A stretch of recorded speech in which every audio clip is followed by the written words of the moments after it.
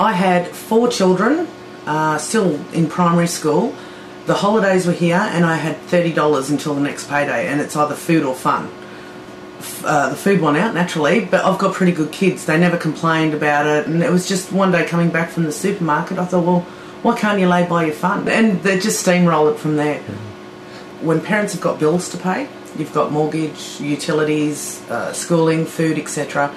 In the school holidays, there's not a lot of funds left to entertain the kids. And that tends to be a bit of a stretch, and parents are dipping into bill money, the mortgage money, the rego, just to provide a movie night or a bowling day for the kids.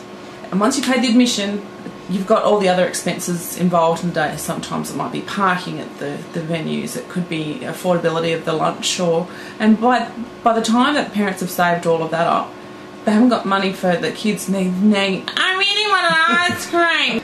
With Boredom Busters, it allows parents to be able to afford the little instalments every week, and technically it's only cost the parents $20 for that ice cream or hot chips or whatever with the lunch and stuff. So basically you want something to do in the holidays, so you grab your kids around the website and search through the venues we have, click on the buttons, buy, how many adults or children, you add in the number, go through to the checkout, and as you go the checkout tells you how much you're spending. So with each item that you purchase, it'll give you a total of what you're up for. So you might decide it's a bit too much, so I'll take one off. So it tells you how much you'll be expected to pay for your lay-by each week.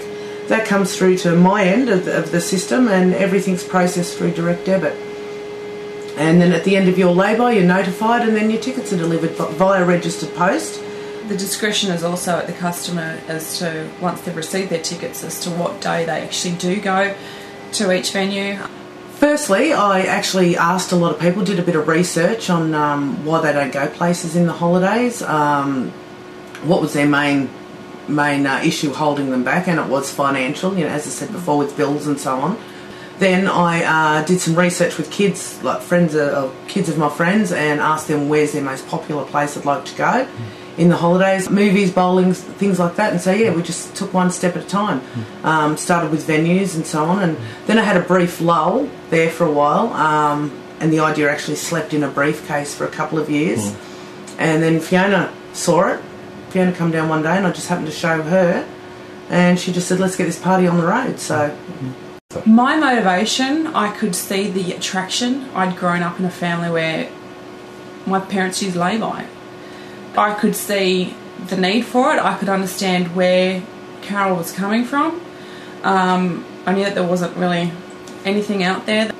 I'd seen online a lot of parents in discussion forums where they'd been saying, my kids are driving me nuts, the 6 weeks holidays is, they're just bored, they're so bored. We can't afford to pay for it, and I just went, you know what, this is right up my alley. Word of mouth has actually been far better than any paid advertising we've done. We seem to see an influx in orders after customers have got their products and once they've got their tickets for the season. We also do a lot of school fetes and fairs and so on, and we just hand out flyers, balloons and so on, just let people know that we're there, and they can sign up if they like, and then we send them newsletters. We've got a community notice board. That's a way of allowing the larger community advertise and promote normally school fetes, the best way that we get people, or they've got information nights about things that are happening at their school. So they advertise on our website. It's complimentary because we know, being small, community based, that they don't have the extra funds to advertise. So that also goes through onto our Facebook fan page and allows people to actually see what's happening in their local community, because it's a side of Boredom Busters that doesn't actually concentrate on the $100 outings. By supporting your local fete, you can go there and have, if you want to have a sausage, even if it's just a sausage sandwich, and supporting the schools and, having a bit of an outing. It does allow people to do that at a very low cost. So that's one way with the community notice board. I do a newsletter once every 2-3 weeks, just depending on where we are in the whole work cycle of the school terms. Before Boredom Busters, I was a childcare worker for a community network. I enjoyed that, but Fiona encouraged me to branch out and be a bit adventurous. My background was administration, office administration, a bit of a jack of all trades, from secretary, personal assistant.